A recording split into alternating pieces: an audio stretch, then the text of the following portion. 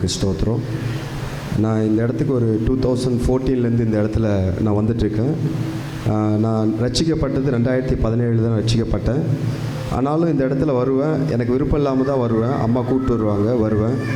நான் அதுக்கு முன்னாடி சினிமாவில் இருந்தேன். ஸோ இதான் ஃபஸ்ட் டைம் இங்கே வந்து சாட்சி சொல்கிறது. நிறையா விஷயங்களை சொல்லணும், அதெல்லாம் ஷார்ட்டாக சொல்கிறேன். அப்போ அங்கே வந்து அதுக்கப்புறம் அம்மா இங்கே தான் ஞானஸ்தானம் எடுத்தாங்க. எனக்கு நாங்களாம் ஆர்சி பேக்ரவுண்ட்லேருந்து வந்தோம். ஆர்சி பேக்ரவுண்ட்னா தெரியும், எல்லாமே பண்ணுவோம். ஆனால் கோயிலுக்கு போய் சண்டே என்ன பண்ணுவோம், அழகாக உட்காந்துருவோம். அந்த மாதிரி இதில் தான் நான் வந்தேன். இங்கே வரும்பொழுது ஒர்ஷிப்லாம் பண்ணும்பொழுது இங்கே ஒர்ஷிப் பண்ணுறது எனக்கு ரொம்ப பிடிக்கும்.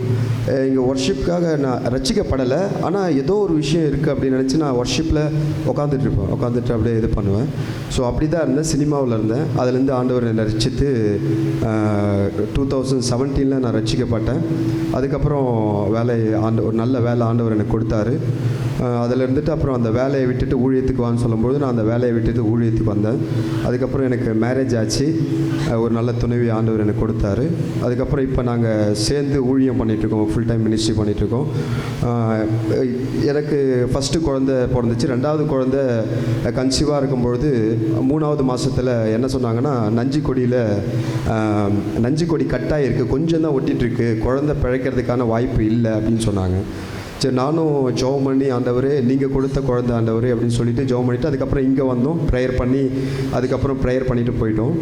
அதுக்கப்புறம் டாக்டர்கிட்ட போகும்போது சொன்னாங்க, அதுக்கு வாய்ப்பு இல்லை. நான் அடுத்த மாதம் ப்ரேயர் பண்ணிகிட்டே போனேன். ஆண்டவரே எந்த ப்ராப்ளமும் இல்லைன்னு சொல்லணும் அப்படின்னு சொல்லிட்டு போனேன்.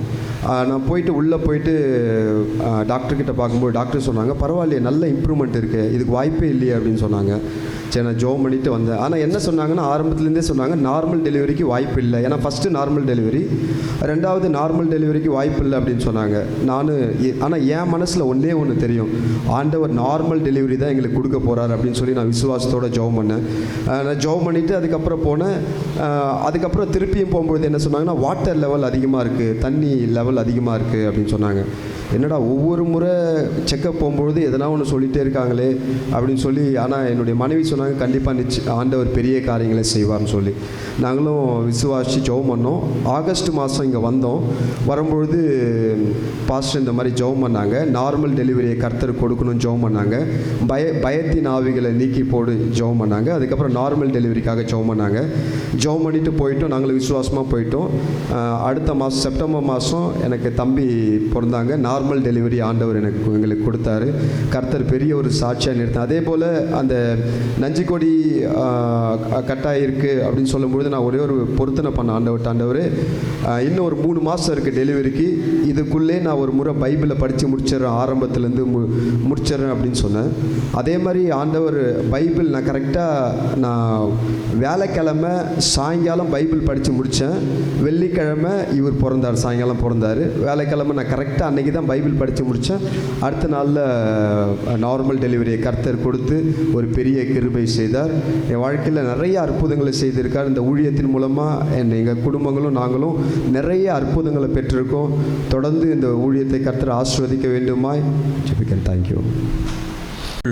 அன்பான என் அன்பு சகோதர சகோதரிகளே, உங்கள் யாவரையும் ஆண்டவராகிய இயேசுவின் நாமத்தில் அன்போடு கூட நான் வாழ்த்தி வரவேற்கிறேன். எனக்கு அன்பானவர்களே, இது எழுப்புதலின் காலத்தில் இந்த கூட்டத்தை நாம் வைத்திருக்கிறோம். கர்த்தர் எழுப்புதலிலே எப்படியெல்லாம் தம்முடைய ஜனங்களை வைத்திருந்தார், எப்படி ஆண்டவர் எழுப்புதலை இந்த உலகத்தில் ஆண்டவர் போட்டார் என்பதை அப்போஸ்தலர் நடவடிக்கை புத்தகத்தில் வாசித்து பார்க்கும் பொழுது 1ஆம் நூற்றாண்டில் இயேசு கிறிஸ்துவுக்கு பின்பதாக ஒரு பெரிய எழுப்புதல் உண்டானபடினாலே தான் உலகம் முழுவதிலுமே கிறிஸ்தவம் என்பது, இயேசுனுடைய ரட்சிப்பு என்பது வேகமாய் பரவி சென்றது. இன்று வரை அது அணையாதபடி எரிந்து கொண்டே இருக்கிறது.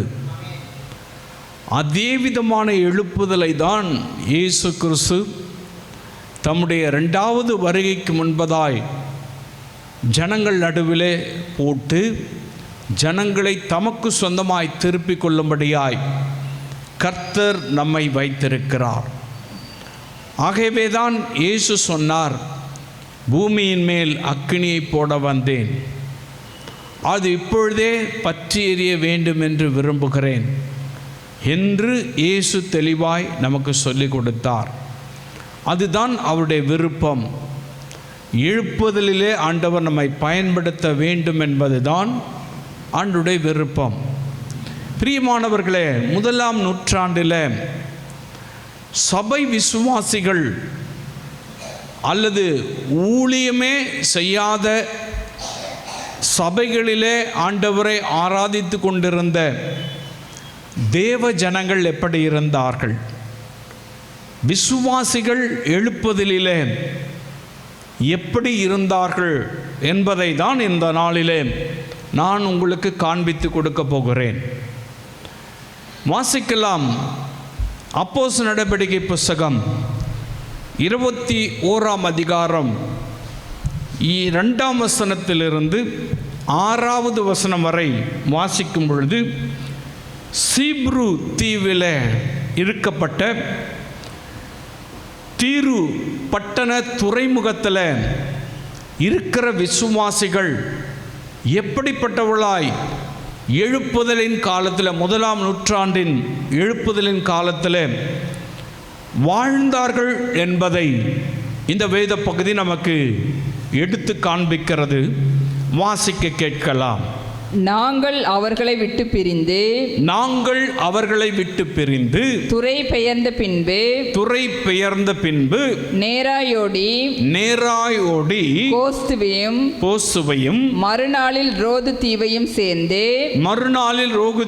சேர்ந்து அவ்விடம் விட்டு பத்தாரா பட்டணத்துக்கு வந்து அங்கே பெனிக்கிய தேசத்துக்கு போகிற ஒரு கப்பலை கண்டு அதிலே ஏறி போனோம். சீப்புரு தீவை கண்டு அது இடதுபுறமாய் விட்டு சீரியா நாட்டுக்கு ஓடி தீரு பட்டணத்துறையில் இறங்கினோம். அங்கே கப்பலின் சரக்குகளை இறக்க வேண்டியதாய் இருந்தது. அவ்விடத்தில் உள்ள சீஷர்களை கண்டுபிடித்து அங்கே 7 நாள் தங்கினோம். அவர்கள் பவுலை நோக்கி நீர் எருசலேமுக்கு போக வேண்டாம் என்று ஆவியின் ஏவுதலினாலே சொன்னார்கள். அந்த நாட்கள் நிறைவேறின பின்பு நாங்கள் புறப்பட்டு போகையில் அவர்கள் எல்லோரும் மனைவிகளோடும் பிள்ளைகளோடும் கூட பட்டணத்துக்கு புறம்பே எங்களை வழிவிட்டு அனுப்பும்படி வந்தார்கள். அப்பொழுது கடற்கரையிலே நாங்கள் முழங்கால் படியிட்டு ஜெபம் பண்ணினோம். ஒருவரிடத்தில் ஒருவர் உத்தரவு பெற்றுக்கொண்ட பின்பு நாங்கள் கப்பல் ஏறினோம். அவர்கள் தங்கள் வீடுகளுக்கு திரும்பி போனார்கள்.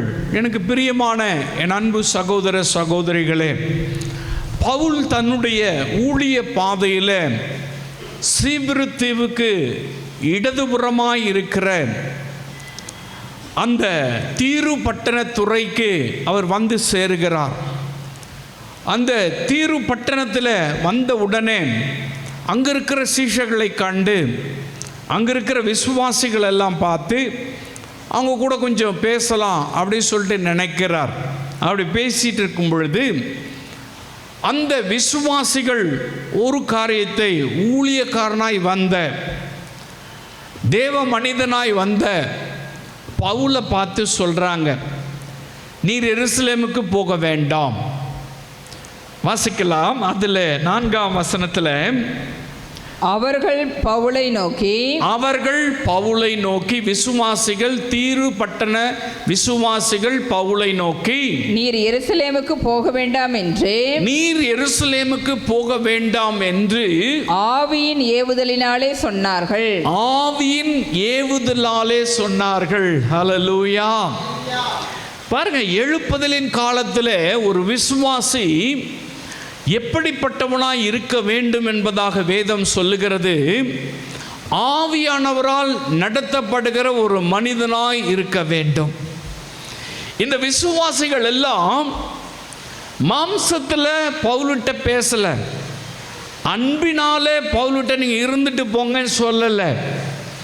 அவங்க ஆவியின் ஏவுதலாலே நீர் எருசலேமுக்கு போக வேண்டாம் என்று தீர்க்க தரிசனமாய் அல்லது ஆவியானுடைய ஒத்தாசையோடு கூட அவர்கள் வழிநடத்தப்படுகிறதை இந்த வேத பகுதி காண்பிக்கிறது. பிரியமான அன்பு சகோதரனே, சகோதரியே, இந்த ஆண்டவருடைய 2வது வருகைக்கு முன்பதாய் எழுப்புதலின் காலத்தில் எவன் ஒருவன் ஆவியினாலே நடத்தப்படுகிறானோ, பரிசுத்த ஆவியினாலே நடத்தப்படுகிறானோ, அவனை தான் கர்த்தர் பயன்படுத்துவார். எனக்கு அன்பான அன்பு சகோதரனே, சகோதரியே, இந்த விசுவாசிகள் ரொம்ப பழங்காலத்து விசுவாசிகளாம் கிடையாது. அவங்க இயேசு கிறிஸ்துக்கு பின்பதாக இயேசுவை ஏற்றுக்கொண்டு வந்தவங்க. அவங்க மேலே விழுந்த அக்கினி, அவங்க மேலே விழுந்த அபிஷேகம், ஆவியானவர் அவங்களிலிருந்து பேசுகிறார். ஆவியானவரால் நடத்தப்படுகிற மனிதர்களாய் இருந்தார்கள். ஆவியானவரால் நடத்தப்படுகிற விசுவாசிகளாய் இருந்தார்கள். என்னை கேட்டுக்கொண்டிருக்கிற அன்பு சகோதரனே, சகோதரியே, மாம்சமும் இரத்தமும் தேவனுடைய ராஜ்யத்தை சுதந்தரிப்பதில்லை. ஆவியினால் நடத்தப்படுகிறவர்கள் தான் தேவனுடைய ராஜ்யத்தை சுதந்தரிக்க முடியும். ஆண்டவருடைய வருகையை சுதந்தரிக்கிற ஒரு மனிதன் கட்டாயம் ஆவியானவரால் நடத்தப்படுகிற ஒரு மனிதனாய் இருக்க வேண்டும். பவுல் பெரிய ஊழியக்காரர். அவர் அபிஷேகம் பெற்றவர், வரங்கள் பெற்றவர், ஊழிய சாமர்த்தியம் உடையவர். அவர் ஊழியம் செய்கிற வர இடத்துல அங்க இருக்கிற மக்கள் ஆவியானவரால் நடத்தப்படுறதுனால அவரை எச்சரிக்கிறாங்க. நீங்க போவாதீங்க, எருசலேமுக்கு போவாதீங்க அப்படி சொல்லி அவரை எச்சரிக்கிறாங்க. எனக்கு அன்பானவர்களே, இந்த கடைசி காலத்தில் கர்த்தர் உங்களை பயன்படுத்தணும்னு சொன்னா, மாம்சத்தில் சிந்தனை உள்ளவர்களை கர்த்தர் பயன்படுத்த முடியாது. அல்லது நான் இதை படிச்சிருக்கிறேன், அதை படிச்சிருக்கிறேன், இந்த ட்ரெஸ்ஸை போட்டிருக்கிறேன், அந்த ட்ரெஸ்ஸை போட்டிருக்கிறேன், இது எனக்கு அப்படி செஞ்சாங்க, இதை இப்படி கொடுத்தாங்க, இதனால் ஒரு மனிதன் பரலோக ராஜ்யத்தை சுதந்திரிக்க முடியாது. ஒரு மனிதன் ஆவியானவரால் நடத்தப்படும் பொழுதுதான் எழுப்புதலிலே ஆண்டவர் பயன்படுத்துவார். அவன்தான் பரலோக ராஜ்யத்தை சுதந்திரிக்க முடியும்.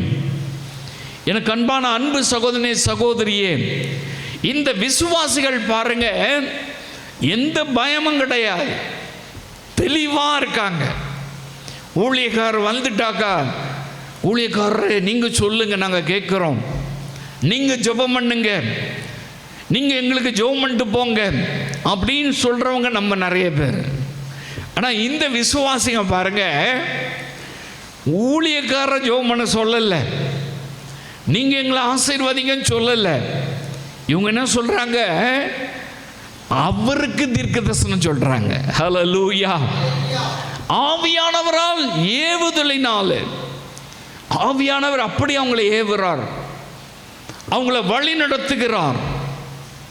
என்னை கேட்டுக்கொண்டிருக்க அன்பு சகோதரனே, சகோதரி, இந்த கடைசி காலத்தில் இயேசு கிறிஸ்துவின் வருகைக்கு முன்பதாய் நாம் வந்து விட்டோம்.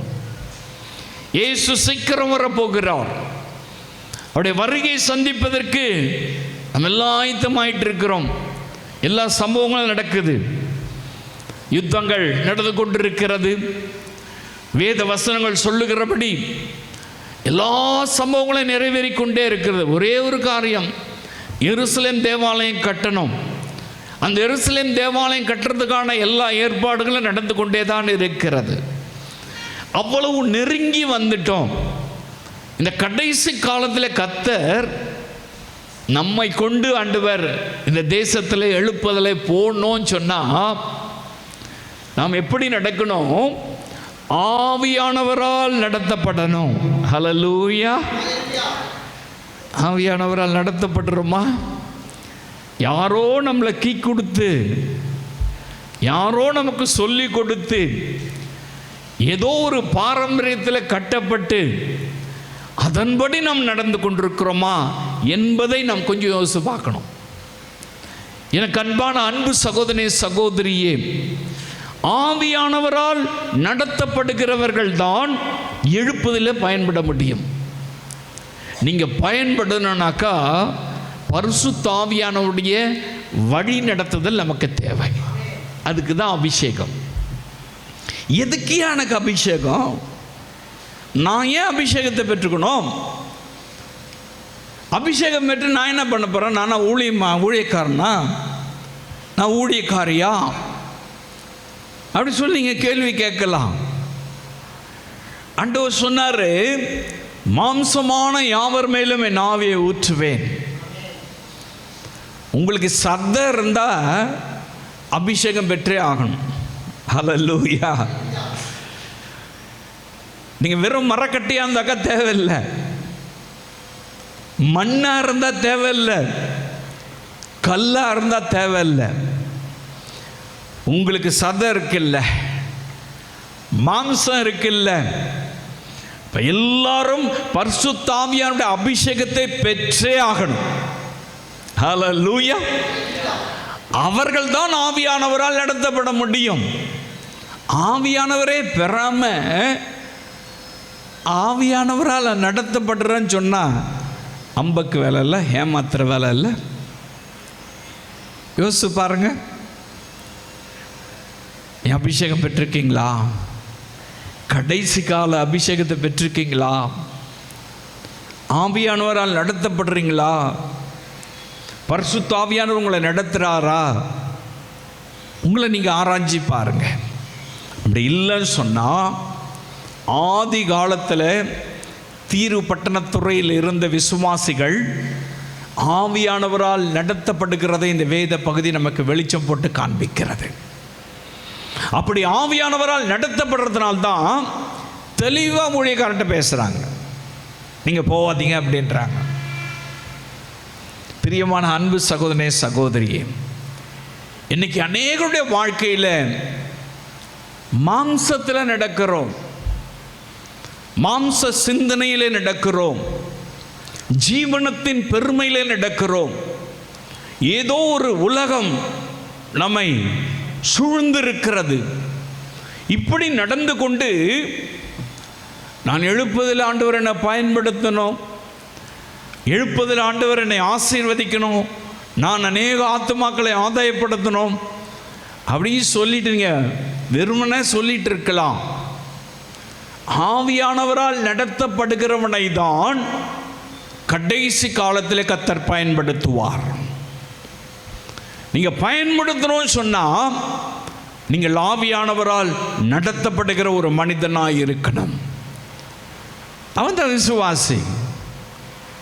சொல்கிறத கேட்டுட்டு போகிறவன் அல்லது சொல்கிறதுக்கெல்லாம் மண்டையாட்டிட்டு போகிறவன் விசுவாசியாக இருக்க முடியாது. ஒரு அபிஷேகம் பெற்று அந்த அபிஷேகத்தில் ஆவியானவரால் நடத்தப்படுகிற ஒரு மனிதன்தான் கடைசி கால எழுப்புதல் ஆண்டவர் பயன்படுத்துவார். அதுக்கு தான் ஆண்டவர் இயேசு இந்த அபிஷேகத்தை நம்ம மேலே போட விரும்புகிறார். இந்த எழுப்புதல் கூட்டத்தில் வந்திருக்கிற நீங்கள் ஒருவேளை அபிஷேகத்தை பெற்றோம், இன்னும் ஆவியானவரால் நடத்தப்படாமல் உட்கார்ந்துருக்கலாம். ஆவியானவர் என்ன சொல்கிறான்னு தெரியல, ஆவியானவர் என்ன பேசுகிறான்னு தெரியல. ஒருவேளை அப்படி குழப்பத்தில் உட்கார்ந்திருக்கலாம். இந்த விசுவாசிகளுக்கு எந்த குழப்பமும் இல்லை, எந்த டவுட்டும் இல்லை. ரொம்ப தெளிவாக வேதம் சொல்லுகிறது, ஆவியின் ஏவுதலாலே பவுலை நோக்கி நீ எருசலேமுக்கு போக வேண்டாம் என்றார்கள். ஹல்லேலூயா. என்னை கேட்டுக்கொண்டிருக்கிற அன்பு சகோதரனே சகோதரி, எழுப்புதல் நீங்கள் பயன்படணும்னாக்கா ஷுட் பி கட்டாயம் பரிசுத்த ஆவியானவரால் நீ நடத்தப்படுகிற மனுஷனாய் இருக்க வேண்டும். ஹல்லேலூயா. அபிஷேகத்தை அனல் மூட்டி எழுப்பணும், ஆவியில நிரம்பி ஜெபித்துட்டே இருக்கணும். ஏதோ ஒரு கூட்டத்துக்கு வந்துட்டு அபிஷேகத்தில் நிரம்பிட்டு போகிறது கிடையாது. ஏதோ ஒரு இடத்துக்கு போன உடனே தான் அப்படியே அபிஷேகம் வர்ற, மற்ற இடத்துலலாம் அது எங்கே போகுதுன்னு தெரியாது. அவர் என்றென்றைக்கு நம்மோடு கூட இருக்கும்படியாக இருக்கிறார். எப்பொழுதும் ஆவியானவர் நம்ம கூட இருக்கிறார். அவருடைய கைடன்ஸ் நமக்கு தேவை கடைசி காலத்தில். ஹல்லேலூயா. அவருடைய வழி நடத்துதல் நமக்கு தேவை. இதை விரும்புகிறவனை தான் ஆவியானவர் நடத்துவார். எனக்கு ஆவியானவரே வேண்டான்னு சொல்கிறவனை எப்படி ஆவியானவர் நடத்த முடியும்? எனக்கு அபிஷேகமே வேண்டாம் சொல்கிறவனை பரிசுத்த ஆவியானவர் எப்படி நடத்த முடியும்? அல்லது எனக்கு குறிப்பிட்ட காலத்துக்கு மாத்திரம் ஒரு போதும், குறிப்பிட்ட கூட்டத்துக்கு மாத்திரம் போதும், குறிப்பிட்ட இடத்துக்கு மாத்திரம் ஒரு போதும், வேறு இடத்துலலாம் நம்ம இருக்கிறபடி இருந்துக்கலாம் அப்படி சொன்ன ஆண்டவர் எப்படி பயன்படுத்த முடியும்? ஆவியில் எப்பொழுதும் நிரம்பி இருக்கணும், எப்பொழுதும் அனலாக இருக்கணும், எப்பொழுதும் அபிஷேகத்தில் நிரம்பி இருக்கிற ஒரு மனிதனை தான் ஆவியானவர் எழுப்புதலே பயன்படுத்துவார். சிலர் பார்த்தீங்கன்னாக்கா எல்லாமே வேணும், எனக்கு பாருங்க எல்லாமே வேணும், உலகமும் வேணும், அவங்க சொல்கிறதும் வேணும், இவங்க சொல்கிறதும் வேணும், எல்லா மனுஷனும் எனக்கு வேணும். நல்லது தான், கூடுமானால் யாவரோடும் சமாதானமாக இருங்கள், நல்லது தான், சந்தோஷமாக இருக்கணும், எல்லாரும் கூட தான் இருக்கணும். அதே சமயத்தில் ஆவியானவர் சொன்னார்னாக்கா அதை செய்யணும். ஹல்லேலூயா. ஆவியானவருக்கு இடம் கொடுக்கணும். பரிசுத்த ஆவியானவர் இந்த பப்ளிக்க, இந்த விசுவாசிகளை அழகா லீட் பண்றார், ரொம்ப தெளிவா லீட் பண்றார். இந்த வழி நடத்தல் கொடுப்பதுக்கு தான் பரிசுத்த ஆவியானவர் நமக்குள்ள இருக்கிறார். ஹல்லேலூயா. இந்த எழுப்புதல் காலத்தில் நீங்க பயன்படுத்தணும்னாக்கா இந்த தீரு பட்டணத்து விசுவாசிகள் எப்படி ஆவியானவரால் நடத்தப்பட்டாரோ அந்த மாதிரி நீங்கள் நடக்கும் பொழுது தான் கர்த்தர் நம்மை பயன்படுத்த முடியும். ஹல்லேலூயா. ரெண்டாவது, இவர்கள் எப்படிப்பட்டவர்களாய் இருந்தார்கள் என்பதாக வேதம் சொல்லுகிறது.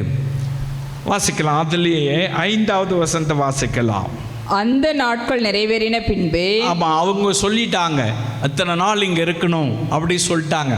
அந்த நாள் வரல என்ன பண்ணிட்டாரு பவுல், அங்கேயே தங்கியிருக்கிற அந்த நாட்கள் நிறைவேறின பின்பு நாங்கள் புறப்பட்டு போகையில், அவங்க அவங்க அவங்க ஊழியத்துக்கு போகிறாங்கல்ல பவுல், அவங்க கூட இருக்கிறவங்க, நாங்கள் புறப்பட்டு போகையில் அவர்கள் எல்லாரும் மனைவிகளோடும் பிள்ளைகளோடும் கூட பட்டணத்துக்கு புறம்பே எங்களை வழிவிட்டு அனுப்பும்படி வந்தார்கள். ஹல்லேலூயா. இந்த விசுவாசிகள் எப்படி இருந்திருக்காங்க பாருங்க. அவங்க மனைவிமார்களோடு, அவங்க பிள்ளைகளோடு பட்டணத்துக்கு புறம்பே இருக்கிற அந்த துறைமுகத்துக்கு எல்லாரும் சேர்ந்து போய் அவங்களுக்கு தோத்திரம் பண்ணி அவங்கள வழிவிட்டு போயிட்டு வாங்கய்யா அப்படி சொல்லி வாழ்த்துதல் சொல்லி அவங்கள எல்லாம் அனுப்புனாங்க. அப்போ அவங்க எப்படிப்பட்ட குணாதிசயம் உடையவர்களாக இருந்தாங்கனாக்கா உபசரிக்கிற குணாதிசயம் உடையவர்களாக இருந்தார்கள். ஹல்லேலூயா. அவங்க உபசரிக்கிறாங்க, ஊழியக்காரனுக்கு வேண்டிய ஆலோசனை கொடுக்குறாங்க, ஊழியக்காரனுக்கு வேண்டிய உபசரணை அவங்க அப்படி கனப்படுத்துகிறாங்க. பிரியமானவர்களே, ஆண்டவர் நம்மை பயன்படுத்தணும் சொன்னால் மூஞ்சி தூக்கி அப்படி வச்சுக்கிட்டு இருந்தாக்கா ஆண்டவர் பயன்படுத்த மாட்டார். ஆமாம், நான் நிறைய பேரை பார்த்துருக்கிறேன். பாருங்கள், பிசாசு ஓட்டணுன்னா வந்து ஜெபம் பண்ணிக்குவாங்க, கும்பலோடு கும்பலாக வந்து முட்டிப்பட்டுக்குவாங்க. பாருங்கள், வியாதிக்கு சுகமாகணுன்னாக்கா, எதனா உங்களுக்கு குழப்பம் இருக்குனாக்கா, இவர் என்ன சொல்லுவார், ஜெபம் பண்ணிக்கலாம் அப்படி சொல்லி அப்படியே கூட்டத்தோடு கூட்டமாக வந்து முட்டி போட்டு ஜெபம் பண்ணிக்குவாங்க. எனக்கு தெரியும். அதே ஆள் 2 நாள் கழித்து எல்லாம் சரியாயிட்டதுக்கு அப்புறம் ரோட்டில் பார்த்தா மூஞ்சி அப்படி திருப்பிட்டு போவாங்க. நான் நேருக்கு நேர் பார்த்துருக்கிறேன், எத்தனையோ பேரை பார்த்துருக்கிறேன். பிரியமானவர்களே, அப்படிப்பட்ட நபர்கள் ஆண்டவர் பயன்படுத்த முடியுமா? உபசரிக்கிற குணமுடையவர்களை தான் ஆண்டவர் பயன்படுத்த முடியும். உங்களுடைய உபசரிப்பு எப்படி இருக்கு? உள்ள நல்லா பூட்டிக்கிட்டு அவங்க இல்லை போயிட்டு வாங்க அப்படி சொல்கிறோமா? சிலர் பாருங்க அப்படிதான். அநேகருடைய வாழ்க்கையில் உபசரிப்பு என்பது இப்போது இல்லை. தேவ பிள்ளைகள் உபசரிக்கிற குணம் இருக்கணும், எல்லாரையும் உபசரிக்கணும். இவங்க பாருங்க எப்படி உபசரிக்கிறாங்க. மொத்த ஊரே திரண்டு வந்திருக்கும் பார்த்துங்க. அவங்க வீட்டில் யாருமே இருந்திருக்க மாட்டாங்க. வசனம் சொல்லுது, அவங்க மனைவிகள் வந்தாங்களாம், அவங்க பிள்ளைகள் வந்தாங்களாம், அவங்க கணவர்மார எல்லாம் வந்துட்டாங்க. அப்போ எங்கே என்னதான் இருந்திருக்கோம்? ஆடு மாடு தான் வீட்டில் வந்திருக்கோம். எல்லாரும் சேர்ந்து வந்து பட்டணத்துக்கு புறம்பே வெளியில் வந்து அவங்களுக்கு வழிவிட்டு அனுப்பினார்கள், உபசரித்து அனுப்பினாங்க. பிரியமான தேவ பிள்ளைகளை, இன்றைக்கு நீங்கள் ஊழியக்காரரை கனப்படுத்துறீங்களா? எப்படி கனப்படுத்துறீங்க? முன்னாடி தோத்திரம் சொல்லிட்டு பின்னாடி போய் அவரை பற்றி தெரியாதா? அவர் எல்லாரையும் அப்படி தான் சொல்லுவார், அவர் அப்படி தான் பேசுவார். சொல்கிறோமா சொல்லலையா? பேசுகிறோமா பேசலையா? யோசிச்சு பாருங்க. இந்த உபசரிப்பு கர்த்தருக்கு தெரியும். எப்படி ட்ரீட் பண்ணுறீங்கன்னு ஆண்டவருக்கு தெரியும். இந்த உபசரிப்பு இல்லாத ஒரு மனிதனை கர்த்தர் எழுப்புதலிலே பயன்படுத்த மாட்டார். இந்த ஜனங்கள் அன்போடு உபசரித்தாங்க, தியாகத்தோடு உபசரித்தாங்க, ஆவியானவருடைய ஒத்தாசையோடு உபசரித்தாங்க, அவருக்கு ஆலோசனை கொடுத்து உபசரித்தாங்க. எப்படியெல்லாம் உபசரிக்கிறாங்க பாருங்க. இன்னைக்கு அநேகருடைய வாழ்க்கையில் நான் ஆவிக்குரியவனா, அவன் பாவி, அவன்கிட்ட பேசக்கூடாது, அவங்க இப்படி, அவங்க அப்படி, அவங்களுக்கு நமக்கு சம்மந்தம் கிடையாது. பார்த்துங்க, அவங்கள பார்த்து மூஞ்சி திருப்பிக்கிறது, அப்படியே ஏளனமாக நினைக்கிறது, அற்பமாக நினைக்கிறது. பிரியமானவர்களே, இன்னைக்கு ஆவிக்குரிய பெருமை. சிலருடைய வாழ்க்கையில் ரட்சிக்கப்பட்டுட்டாக்கா ஒரு பெருமை, அபிஷேகத்தை பெற்றுட்டாக்கா அதுலேயும் இன்னொரு பெருமை. பாருங்க, சில நகையை கழட்டிட்டாக்கா அதில் நகை போட்டிருக்கிறவனை பார்த்து ஆஹாஹான்னு சிரிக்கிறது. சிலர் பாருங்க, மேலோட்டமான தோற்றத்தினால அவங்க நம்பாலு, இவங்க நம்பாலு. பாருங்க, இப்படி தான் நடக்குது. அவங்க நம்மளை சார்ந்தவங்க, இவங்க நம்மளை சார்ந்தவங்க. நீ நடக்குதில்ல, எங்க உபசரிப்பு இருக்கு? அவங்கள சார்ந்தவங்களா இருந்தால் உபசரிப்பு இருக்கும், அவங்கள சாராதவங்க சீச்சி போ, அப்படித்தானே இருக்கிறோம். விசுவாசிகள் அப்படித்தானே இருக்காங்க, அபிஷேகத்தை பெற்றவங்களும் அப்படித்தானே இருக்காங்க. அவன் இப்படி, இவன் இப்படி, அவன் அங்கிருந்து வந்தவன், அவன் அந்த ஜாதி, இவன் இந்த ஜாதி, இவங்க இந்த ஊரு அந்த ஊரு. சொல்றமா சொல்லலையா? அதுல ஒரு பாசம் வருதா இல்லையா? அதுல ஒரு தனி பிணைப்பு வருதா இல்லையா? கர்த்தர் எல்லாவற்றையும் கவனித்துக் கொண்டிருக்கிறார். இவங்க எந்த பாகுபாடும் பார்க்கல. இவர் யூதரா, கிரேக்கரா, அவர் அப்படியா இப்படியா எபிரேயரா, அதெல்லாம் அவர் பார்க்கல. அவங்க இவங்க எல்லாரும் ஒன்று சேர்ந்து வந்து அவருக்கு கனப்படுத்தி அவரை பாருங்க வழி அனுப்பி வைக்கிறாங்க. ஹல்லேலூயா. இவங்களை தானே ஆண்டவர் எழுப்புதலை பயன்படுத்த முடியும். எழுப்புதல் காலத்தில் இருந்தவங்களை சொல்கிறேன் நான். 1ஆம் நூற்றாண்டில் எழுப்புதல் காலத்தில் இப்படிப்பட்டவர்கள் தான் இருந்தார்கள். இந்த கடைசி கால எழுப்புதலின் காலத்தில் நீங்களும் நான் எப்படி இருக்கோம்? பைபிள் படிக்கலாம், ஜெபம் பண்ணலாம், சபைக்கு வரலாம், எல்லா ஆவிக்குரிய காரியங்களும் இருக்கலாம். பட் எப்படி உபசரிக்கிறோம், எப்படி ட்ரீட் பண்ணுறோம் மற்றவங்களை? நிறைய பார்ஷியாலிட்டி இருக்குல்ல, நிறைய காரியங்களில் டிஃபரன்சேஷன், டிஃப்ரெண்ட் ஆஃப் ஒப்பீனியன்ஸ் இருக்கா இல்லையா? யோசிச்சு பாருங்க. பிரியமான அன்பு சகோதரனே சகோதரியே, இதை முதல்ல தூக்கி வெளியில் போடணும். அப்போ தான் ஆவியானவர் உங்களை இயக்க முடியும். ஹல்லேலூயா. பரிசுத்த ஆவியானவர் ஏவுதலாலே நீங்கள் நடக்கணும்னு சொன்னால் உங்களுக்குள் இருக்கிற இப்படிப்பட்ட வேறுபாடுகளை தூக்கி வெளியில் போடணும். எல்லாரையும் உபசரிக்கக்கூடிய குணாதிசயம் நமக்கு தேவை. அவங்கள தான் ஆண்டவர் பயன்படுத்துவேன்றார். எப்படி உபசரிக்கிறோம்? மேலோட்டமாக எதிர்க்க ஒன்று, வெளியில் ஒன்று, உள்ளுக்கு ஒன்று. பார்த்துங்க, மனுஷ முகத்தை தான் பார்ப்பான், கர்த்தர் இருதயத்தை பார்க்கிறார். ஹல்லேலூயா. நீ எப்படி உபசரிக்கிறன்னு ஆண்டவருக்கு தெரியும். எப்படி ஊழியக்காரர் கனப்படுத்துறன்னு ஆண்டவருக்கு தெரியும். எனக்கு அன்பான அன்பு சகோதரனே சகோதரியே, நீங்கள் ஆண்டவரால் ஆவியானுடைய ஏவுதலால் நீங்கள் பேசணும், நடத்தப்படணும். எழுப்புதல் நீங்கள் ஆண்டவருக்காக பயன்படுத்தணும்னாக்கா இந்த தீருத்துறை பட்டணத்தினுடைய மக்கள் எப்படி உபசரிக்கிறவர்களாய் இருந்தார்களோ அப்படி உபசரிக்கிறவர்களாய் நீங்கள் இருக்கும் பொழுதுதான் கர்த்தர் உம்மை பயன்படுத்த முடியும். அதுக்கு தான் ஆவியானவர். அவரிடத்துல எந்த பாகுபாடும் கிடையாது. அதுக்கு தான் அபிஷேகம். அபிஷேகத்தை பெற்றோம். இன்னும் நிறைய காரியங்களை பார்த்துட்டு இருக்கோம். நான் சொல்லணும்னு சொன்னாக்க சில கஷ்டமாயிடும், வேண்டாம். நிறைய காரியங்களை பார்க்குறோம். அப்புறம் எதுக்கு தான் நீங்கள் அபிஷேகம் பெற்றீங்க? எதுக்கு தான் ஆவியானவர் நமக்குள்ளே இருக்கிறாரு?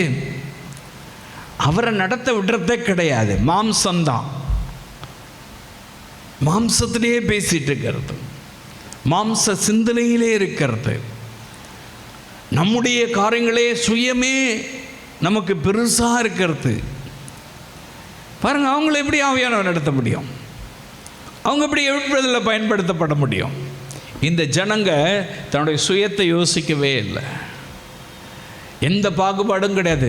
அவங்க அந்த தெருவு சார்ந்தவங்க, இங்கே இருக்கிறவங்க இந்த தெருவு சார்ந்தவங்க. எதனா இருந்துச்சா? எல்லாரும் திரண்டு வந்தாங்க. அப்படி தானே? நான் சொல்லலை, பைபிள் அப்படி சொல்லுது. மனைவிகளோ பிள்ளைகளோ எல்லாரும் வந்து என்ன செஞ்சாங்களா? அவங்கள வழி விட்டு அனுப்புனாங்க.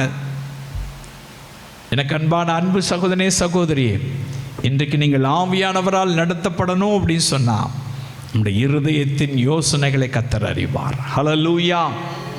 அம்மா, அன்போடு உபசரிக்கிற குணாதிசயம் நமக்கு தேவை.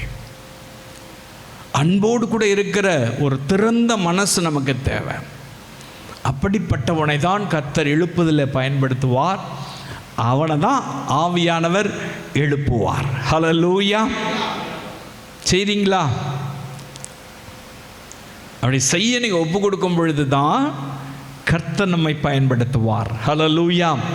மூன்றாவது இவங்க எப்படி இருந்தாங்க பார்த்துங்க. அதே 5வது வசனத்தை வாசிக்கலாம். 21ஆம் அதிகாரம் அப்போஸ்தலர் 5ஆம் வசனத்தை வாசிக்கலாம். அப்பொழுது கடற்கரையிலே நாங்கள் முழங்கால் படியிட்டு ஜெபம் பண்ணினோம். பவுல் சொல்றாரு, ரொம்ப அழகா சொல்றாரு. இந்த விசுவாசிகளோடு கூட சேர்ந்து என்ன பண்ணாராம்? எப்படி ஜெபம் பண்ணாரு? படுத்துக்கிட்டு. முழங்கால் படியிட்டு. ஹல்லேலூயா. அந்த விசுவாசிகள்லாம் எப்படி ஜெபம் பண்ணிக்கிறாங்க பார்த்துங்க. கடற்கரையில் மணல் காலெல்லாம் என்ன பண்ணிவிடும், குத்திவிடும். அந்த கடற்கரையில் பார்த்துங்க, பிள்ளைகள், மனைவிமார்கள், எல்லா கணவர்கள் எல்லாம் சேர்ந்து முழங்கால் படியிட்டு ஜெபிக்கிறவர்களாக இருந்தார்கள். ஹல்லேலூயா. ஜெபம் பண்ண கேட்டாக்கா அப்படியே திரு திரு திரு திரு திரு முழிக்கிறோம். ஜெபம் பண்ணுங்கன்னா டைம் இல்லை. ஜெபம் பண்ணுறதுக்கு முன்னாடி பதிவு பண்ணுங்கன்னாக்கா நான் தான் சொன்னேன், கழுத்தை பிடிக்க வேண்டியதாக இருக்குது. இருக்கா இல்லையா? இப்போ பாருங்க, இவங்க என்ன செய்கிறாங்க, முழங்கால் படியிட்டு தேவனை நோக்கி பார்த்து ஜெபிக்கிறவளாய் இந்த விசுவாசிகள் இருந்தார்கள். நீ ஜெபம் பண்ணுறம்மா, என்னத்துக்காக ஜெபம் பண்ணியிருப்பாங்க யோசிச்சு பாருங்களேன்.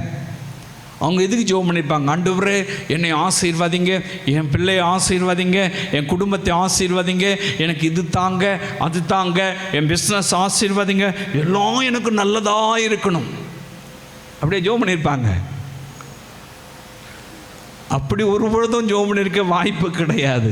அவங்க ஊழியக்காரர்கள் போகிற இடத்துல ஆவியானவர் கிரியை செய்யணும், ஆத்துமாக்களை கொடுக்கணும், மனம் திரும்பணும், அவங்களாம் ரட்சிக்கப்படணும், ஊழியக்காரர்கள் பாதுகாப்பாக இருக்கணும். அப்படி தானே ஜெபம் பண்ணியிருக்க வாய்ப்பு இருக்கு. ஹல்லேலூயா. அதில் எதனா சுயநலம் இருக்கா? பார்த்துங்க, அவங்க அப்படி தான் ஜெபம் பண்ணியிருப்பாங்க. அப்படி தான் அவங்க ஜெபம் பண்ணியிருக்க வாய்ப்பு உண்டு. அவங்க ஜெபம் பண்ணுறவங்களா இருந்தாங்களா? கடற்கரையில் போய் ஜெபம் பண்ணுறாங்க முழங்கால் படியிட்டு. யாரும் நிற்கலை, உட்கார்ந்துக்கல. முடியாதவங்க பரவாயில்ல, ஆனால் முடிஞ்சவங்க எல்லாரும் என்ன பண்ணியிருப்பாங்க, முழங்கால் படியிட்டு இருப்பாங்க. எல்லாரும் இயேசுவை நோக்கி பார்த்துருப்பாங்க, ஆவியானவரை நோக்கி பார்த்துருப்பாங்க. பவுலுடைய ஊழியத்தை ஆசீர்வதிங்கப்பா, அவர் போகிற இடத்துல ஆபத்து இருக்குது, அந்த ஆபத்துக்கு அவங்களை தப்பி வைத்துக் கொள்ளுங்கப்பா. ஜெபம் பண்ணியிருப்பாங்கல்ல? அப்படித்தானே ஜெபம் பண்ணியிருப்பாங்க. எனக்கு அன்பான அன்பு சகோதரனே சகோதரியே, நீங்கள் ஜெபம் பண்ணுறவங்களா மாறும் பொழுது தான் கர்த்தர் உங்களை எழுப்புதலை பயன்படுத்துவார். ஹல்லேலூயா.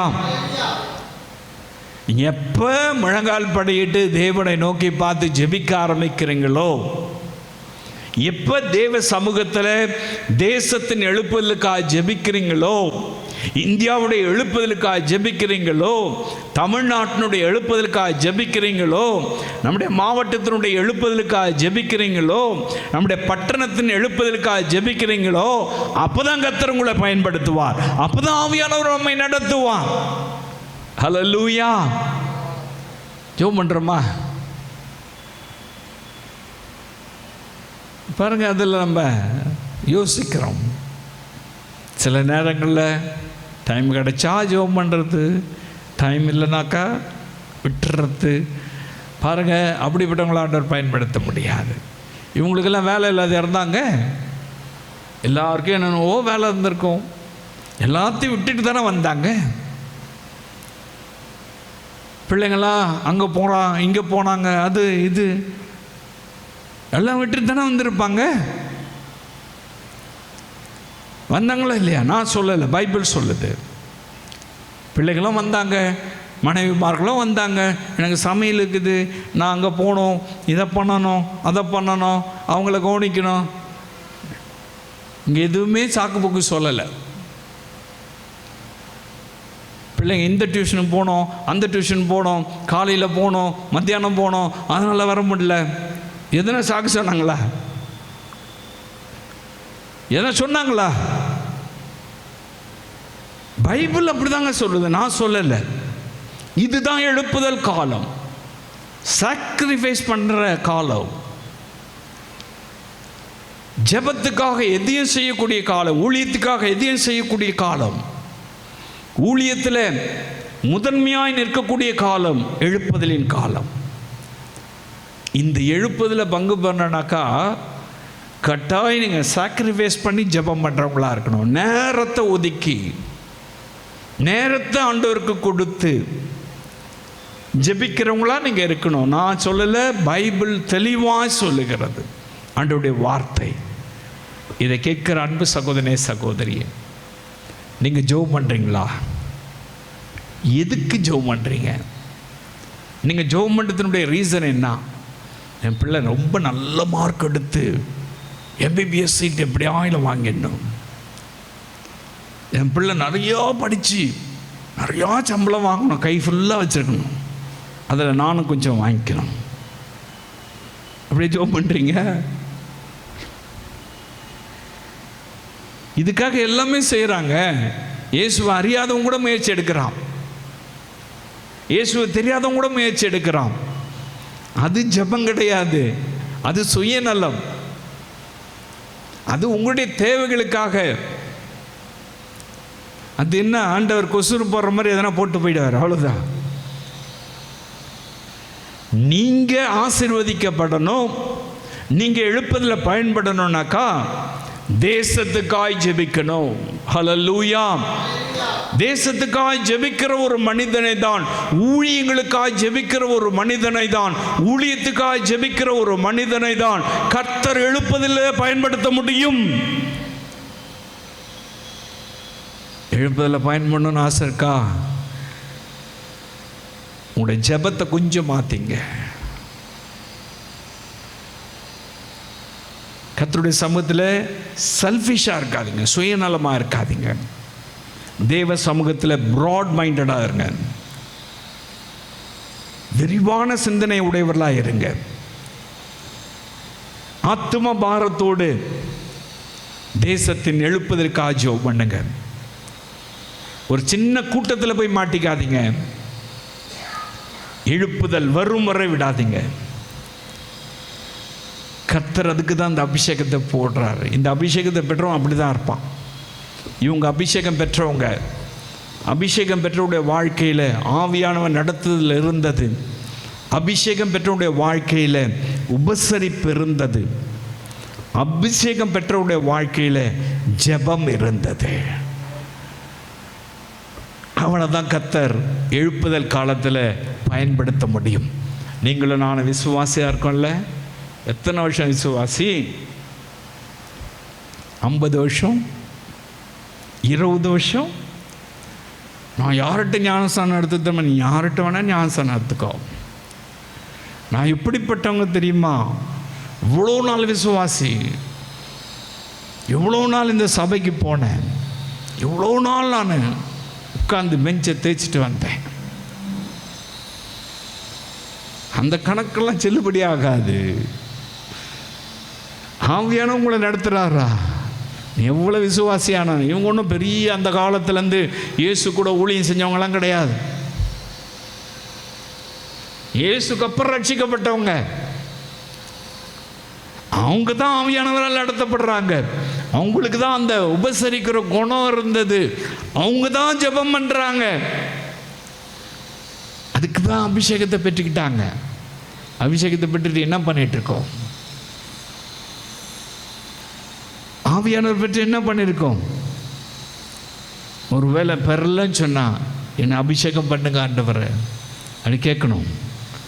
அபிஷேகம் பெற்றவங்க, ஆவியானவரை நீங்கள் நடத்துறதுக்கு நான் ஒப்பு கொடுக்குறேன், உங்களுடைய ஏவுதலால் நான் பேசணும், உங்களுடைய ஏவுதலால் நான் நடத்தப்படணும், என் கூட பேசுங்க. இந்த கடைசி காலத்தில் எழுப்புதல் நான் பயன்படணும். நான் இனி சுயநலமாக இருக்க மாட்டேன், எல்லாரையும் உபசரிக்கிற மகளாக இருப்பேன். என் சபை மட்டும்தான் நான் தோத்திரம் பண்ணுவேன். மற்ற சபை ஆட்கள் எல்லாம் அவங்க எப்படின்னா போட்டோம், அவங்களாம் நரகத்துக்கு போயிடுவாங்க. நான் இனி அப்படியெல்லாம் இருக்க மாட்டேன். எல்லாருக்கும் நான் ஸ்தோத்திரம் பண்ணுவேன், எல்லாரையும் அன்போடு கூட நான் நேசிப்பேன், எல்லா சபைக்காக ஜெபம் பண்ணுவேன், எல்லா ஊழியக்காரங்களுக்காக ஜெபம் பண்ணுவேன், தேசத்தின் எழுப்புதலுக்காக ஜெபம் பண்ணுவேன். எங்கள் பாஸ்டர் தான் ரொம்ப ரொம்ப ரொம்ப ரொம்ப உயர்ந்தவர், மற்றவங்கெல்லாம் ஒன்றுமே இல்லை சொல்லுவாங்க. நான் பார்த்துருக்கிறேன், எங்கள் பாஸ்டர் போல் யாரும் கிடையாது. எங்கள் பாஸ்டர் போல் யாரும் கிடையாது. இந்த சிந்தனை உடையவனை கர்த்தர் பயன்படுத்தவே மாட்டார். அவர் பாஸ்டர், மரியாதை கொடுங்க, வேண்டான்னு சொல்லலை. ஆனால் அவர் தான் டாப்பு, மற்றவங்களாம் டூப்பு. நீ இந்த சிந்தனையை கொண்டு வந்தேன்னு சொன்னால் தூக்கி போட்டுருவார் ஆண்டவர். உன் சிந்தனையில் பரிசுத்தம் வேண்டும். ஆண்டவருக்கு முன்னாடி நீங்கள் யோசித்து பாருங்கள். ஆவியானவர் நடத்துகிற ஒரு மனுஷன் இப்படியெல்லாம் இருக்காங்கன்னு பாருங்கள். ஆவியானவரால் நடத்தப்படுகிறீங்களா? உங்களை கர்த்தர் அப்படி தான் பயன்படுத்த விரும்புகிறார். இது இல்லைன்னு சொன்னாக்கா நீங்கள் இப்போ கேட்டு பெற்றுக்கொள்ளணும். இந்த எழுப்புதல் கூட்டத்தில் எனக்கு அந்த அபிஷேகம் வேணும். 2000 வருஷத்துக்கு முன்னாடி இந்த மக்கள் படிப்பறிவு கிடையாது, ஞானம் கிடையாது. இந்த மக்கள் பாருங்கள், ட்ரெஸ்ஸிங் சென்ஸ் இருந்திருக்காது, எப்படியோ இருந்திருப்பாங்க. பட் அந்த ஒபீடியன்ட், அந்த கீழ்ப்படுதல், அந்த ஒழுக்கமும் எவ்வளவு அழகாக ஆவியானவர் நடத்துகிறார் பாருங்கள். அதுதான் ஆவியானவர் நடத்துகிற விதம். இப்போ நிறைய படிச்சிருக்கிறோம், நிறைய நாலேஜ், ஏராளமான காரியங்கள் நமக்கு தெரியும். அந்த ஒழுக்கம் நமக்கு இல்லைல்ல. இப்போ அதுலேயே தெரியுது நம்ம ஆவியானவரால் நடத்தப்படலன்னு. ஹல்லேலூயா. 10 முறை சொன்னாலும் சரி, நான் செய்யறது தான் செய்வேன். நீ 1 கோடி முறை சொன்னாலும் சரி, நான் என்ன நினைக்கிறேனோ அதுதான் செய்வேன்.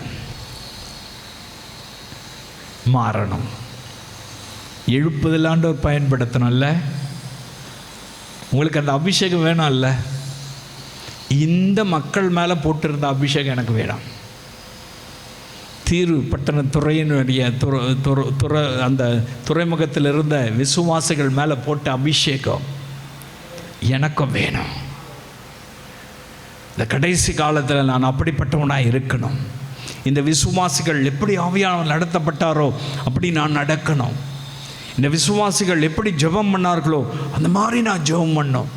இந்த விசுவாசிகள் எப்படி உபசரித்து நடந்து கொண்டார்களோ, அன்போடு நடந்து கொண்டார்களோ அப்படியே நான் நடக்கணும். என்னை ஒப்பு கொடுக்குறேன் அப்படி சொல்லி எல்லாம் ஒப்பு கொடுத்து அந்த அபிஷேகத்தை எனக்கு தாங்க அப்படி கேட்கலாமா? அப்படி எல்லாம் கேட்கலாமா? எல்லாரும் இயேசுவை நோக்கி பார்த்து அப்படி கேட்கலாம்.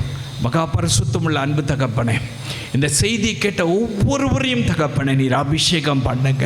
அவருடைய குணாதிசயங்களை மாற்றுங்க.